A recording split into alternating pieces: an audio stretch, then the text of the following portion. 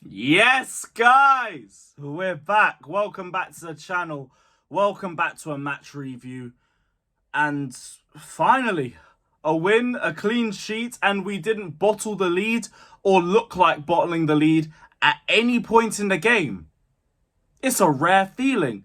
It's a real rare feeling, guys. First thing I want to say is to Southampton, thank you.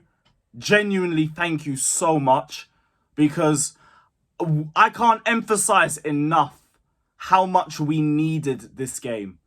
I can't emphasize or bring the words to formulate how much we needed to play Southampton right now. Just for confidence, just for the ability to make mistakes and know that it wouldn't be capitalized on. Just for the fact that they're in the bottom of the league and they're straight garbage. I won't front with you guys. I'm glad that we had this game because we needed this. We needed a team where we could just do trial and error. We needed a team where there wasn't going to be that much pressure. It's just about when you're going to score, regardless of how sloppy or how bad certain situations look. It's only Southampton. So to Southampton, thank you. I don't think you're going to be in this league for too long, but to be honest, we should be giving you your pick of loan options for next summer. Because, you've been a great credit today. You've been a serious credit for us. But in terms of Chelsea, obviously didn't really start great. The first 15, 20 minutes were just dead to watch. Dead to watch. And I could see in the ground, or I heard, people were getting really, really annoyed with our build-up play, which was what I didn't really understand, to be honest. I say I don't understand, but I know what Stamford Bridge is like. We're not built for possession football. We're not accustomed to it. We saw what it's like under Maurizio Sarri. That we were booing the team whenever they moved the ball too slowly. And it was again the situation today. Jorgensen was getting so much stick for moving the ball slowly between both centre-backs. But it seemed like we were just trying to get Southampton to press high up the pitch and then hope that we could try and catch them out a little bit quicker using our build-up play.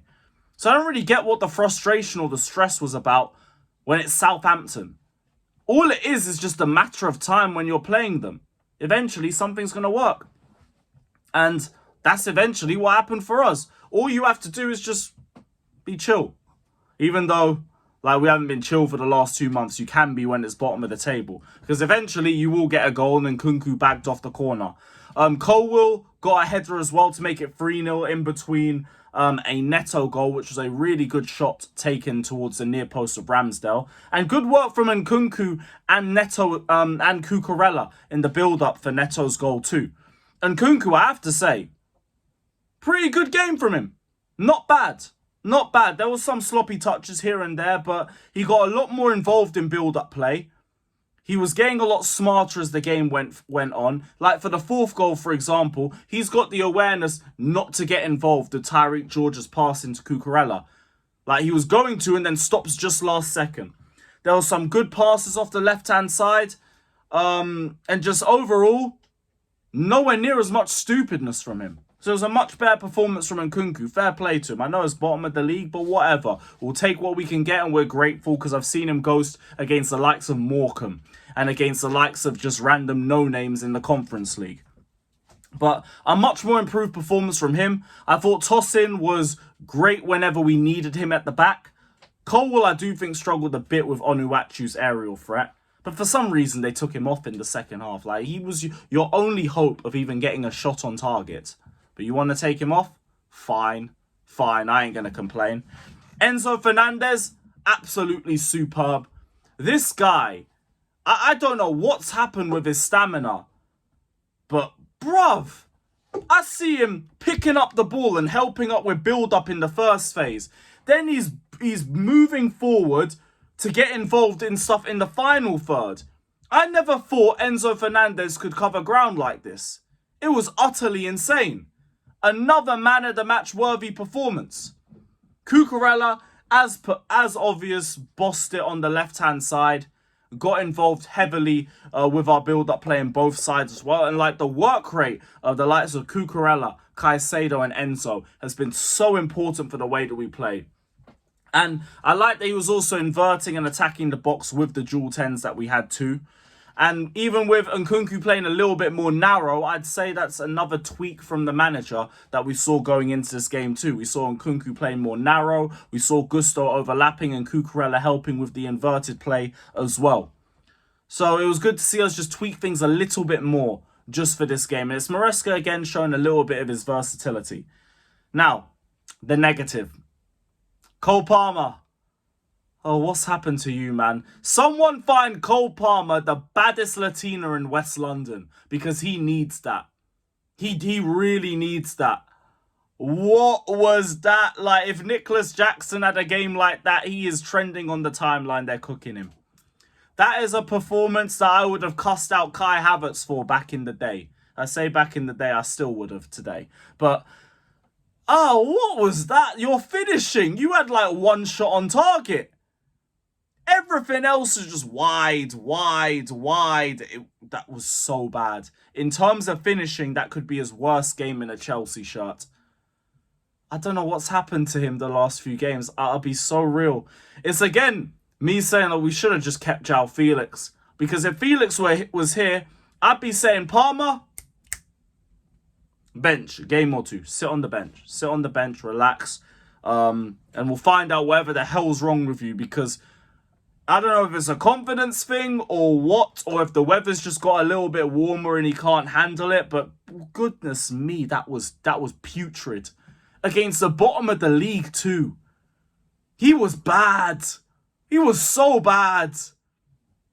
But it's only Southampton, so it don't really matter too much. But goodness me, that was awful. Now, while we're on the negatives, I need to talk about these celebrations too, because these players are getting way too caught in their feelings. Neto, every time he scores, he's doing this. He's doing this. And you can tell it's going around the dressing room, because Colwell will score, and then he's doing this. And then he's doing this. You are playing Southampton, my friends.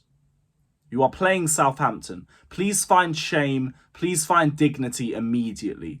Because you lot have been rightfully criticised for the form that we've been on. 2 wins out of 10 has been utterly disgraceful. It's disgusting. It's a disgusting run of form for a team of Chelsea Football Club's level.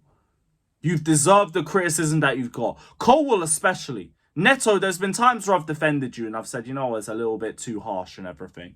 But even you've also had your bad games, like when you got bitched by Lamptey twice. So, hold the criticism. Welcome to Chelsea Football Club, where you will be criticised if you don't perform to those standards. Why are you moaning? Why are you doing all of this? Because I don't mind that if you're producing consistent performances week in and week out. But, yo, Colwell especially, like, you lot have any bad games coming up? The criticism that you get, you have to lay in your bed. Because you've shown that you can't handle it. So, grow up. Personally, grow up. But with that in mind, glad that you guys had better performance as well. I say better, more Neto if anything. And even him, he was doing all of this to waste Sancho's best moment in the game. Sancho had a brilliant touch, turned, laid it on a plate for him. And his touch was atrocious. Straight atrocious. But yeah, that's me getting all the bad stuff out of this game.